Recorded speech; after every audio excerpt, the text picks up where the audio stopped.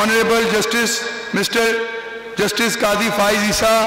صاحب کا آپ دوستوں میں موجود ہونا اس بات کی علامت ہے کہ آپ آئین اور قانون کی بالادستی کے لیے تمام دوست جو ہیں وہ یکجان ہیں، اور میں سمجھتا ہوں کہ آپ کا آنریبل جج صاحب کا یہاں پہ لاہور ہائی کورٹ بار کے معزز عوام سے خطاب کرنا ہمارے لیے خوش قسمتی ہے۔ میں اس تقریب کو بالکل آپ اور جج صاحب کے درمیان رکاوٹ نہیں بنوں گا، اس لیے میں جناب president Lahore high court bar Maqsood Butter صاحب سے ریکویسٹ کروں گا کہ وہ آئیں اور اس معزز عوام سے خطاب کریں۔ جناب Maqsood Butter, president Lahore high court bar ایسوسی ایشن۔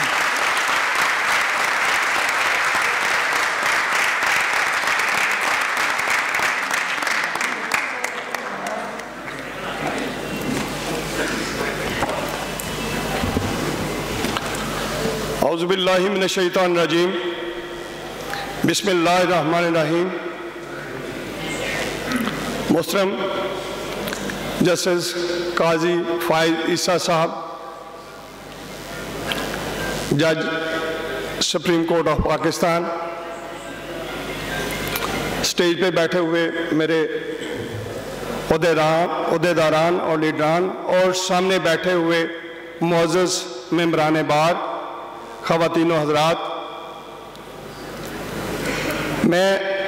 بہت زیادہ مشکور ہوں اپنے ان مہمانوں کا جو پنجاب کے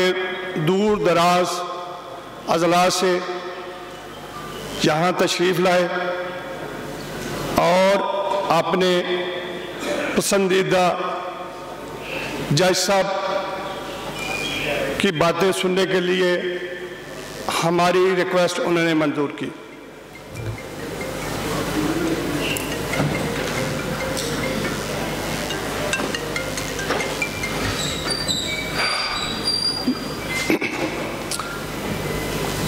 میں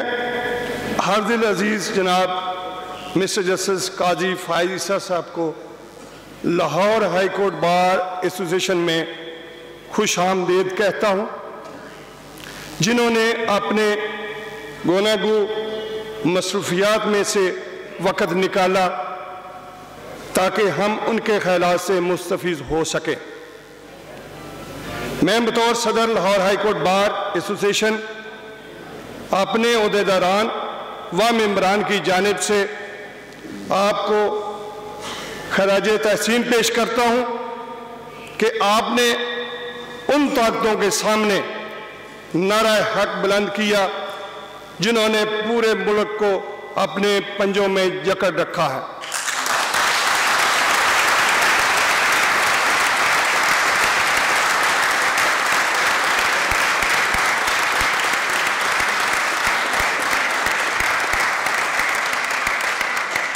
جن کی وجہ سے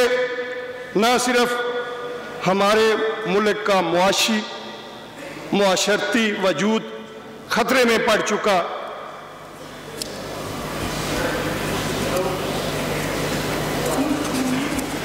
بلکہ ان کی وجہ سے ہمارا جوڈیشل سسٹم بری طرح متاثر ہوا ہے۔ میں سمجھتا ہوں کہ آپ کی اسلام آباد دھرنے والی ججمنٹ ہو یا جرنیلوں، ججز اور بیوروکریٹس کو الاٹ کیے گئے پلاٹس کا کیس ہو، آپ نے ایک مرد اہم کا کردار ادا کیا۔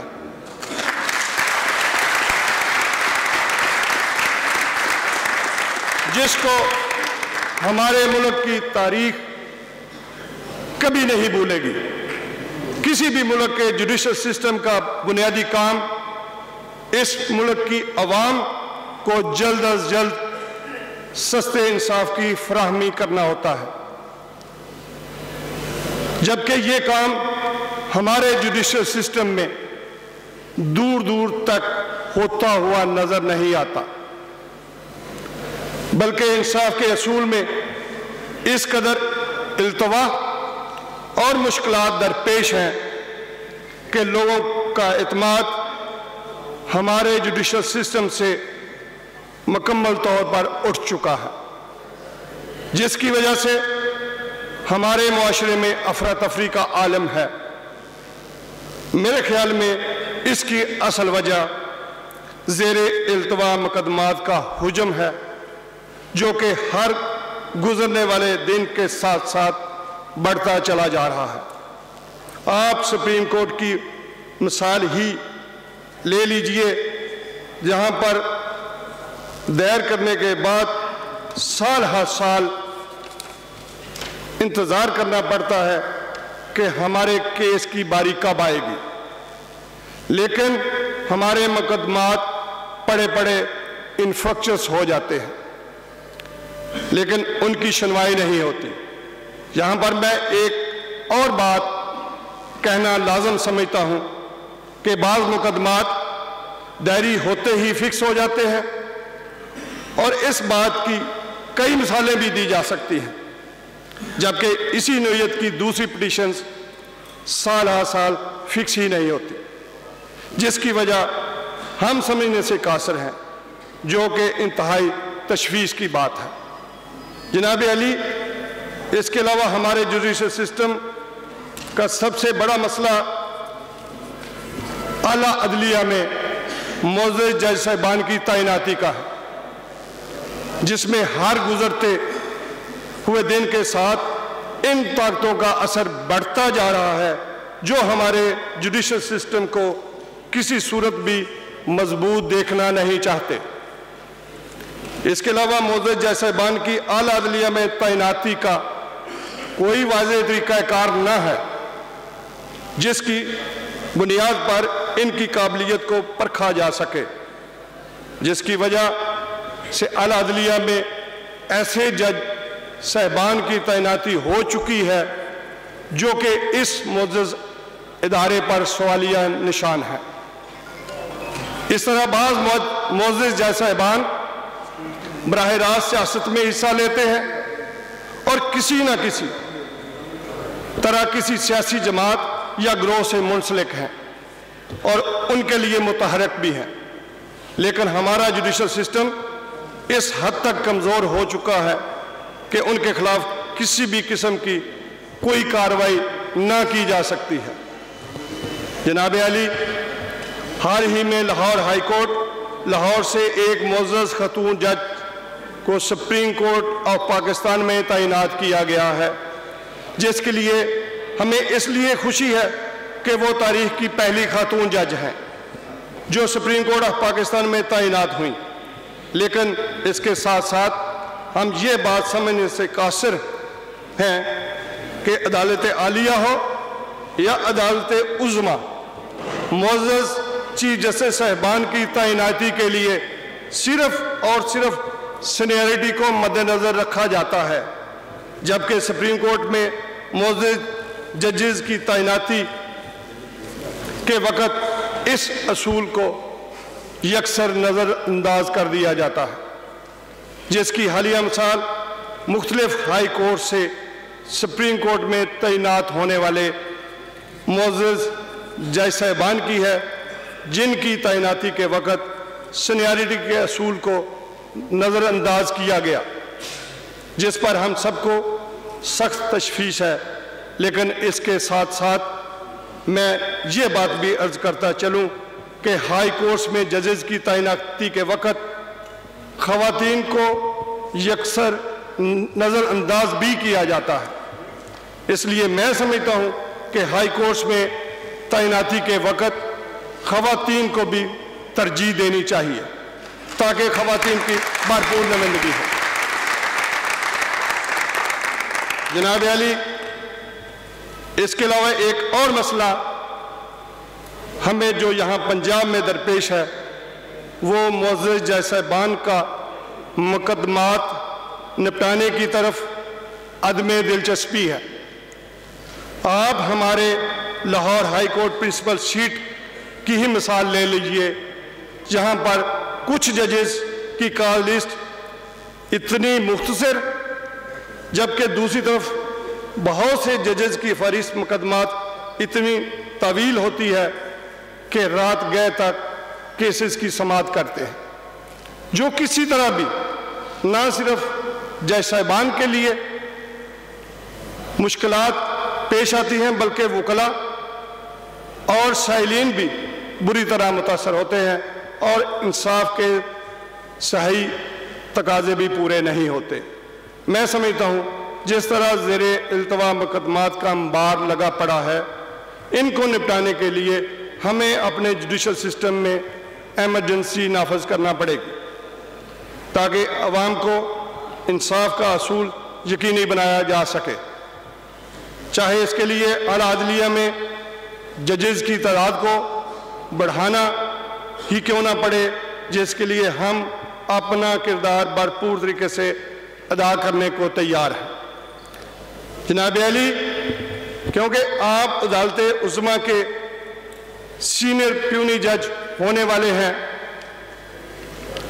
اور آپ بطور chairman enrolment committee Pakistan bar council بھی اپنے فرائض سر انجام دے رہے ہیں، میری آپ سے یہ گزارش بھی ہوگی کہ ماضی میں جس طرح سپریم کورٹ کے لائسنس حاصل کرنے میں میرٹ کو اگنور کر کے پسندیدہ اور ناپسندیدہ افراد میں فرق رکھا گیا جس سے معزز وکلاء کی قابلیت کو بالائے طاق رکھتے ہوئے ایک مخصوص گروہ کو out of turn supreme court کا لائسنس اجرا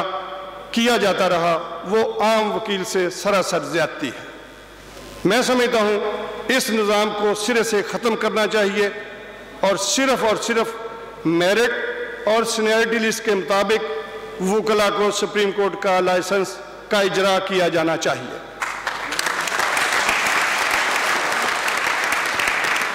میری یہاں پر ایک تجویز یہ بھی ہے کہ اگر ہائی کورٹ کی فٹنس کمیٹی ایک ہی انٹرویو کے ذریعے وکلاء کو سپریم کورٹ کی فٹنس اور انرولمنٹ ایک ہی سٹیپ میں مکمل کر دے تو ٹرانسپیرنسی اور پسند اور ناپسند کی خرابی سے وکلاء کی بے چینی میں کمی کی جا سکتی ہے اور معزز وکلاء کو صرف ان کی قابلیت پرکھ کر سپریم کورٹ کا لائسنس کیا جا سکتا ہے۔ جناب علی، اللہ نے آپ کو بہترین موقع عطا کیا ہے اور ہماری آپ سے توقع بھی یہی ہے کہ آپ کی زیر قیادت بار اور بینچ کے درمیان بہترین تعلقات فروغ پائیں گے۔ جن معاملات کا میں نے اپنی اس تقریر میں ذکر کیا ہے ان پر ہنگامی بنیادوں پر کام کیا جائے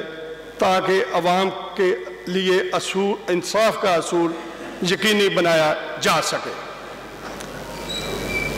میں آپ کو بطور صدر لاہور ہائی کورٹ بار ایسوسی ایشن یقین دلاتا ہوں کہ وکلاء آپ کے کندھے سے کندھا ملا کر کھڑے ہیں۔ آپ کی طرف ہونے والا ہر حملہ ہم اپنے سینوں پر لیں گے اور آپ جیسے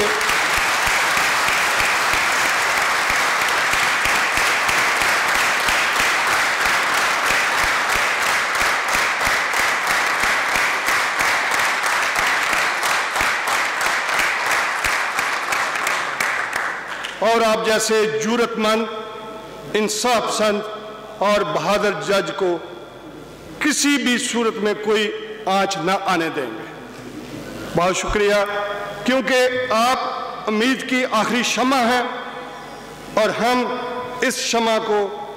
کسی بھی صورت میں بجھنے نہ دیں گے۔ اللہ ہم سب کا حامی و ناصر ہو۔ بہت شکریہ۔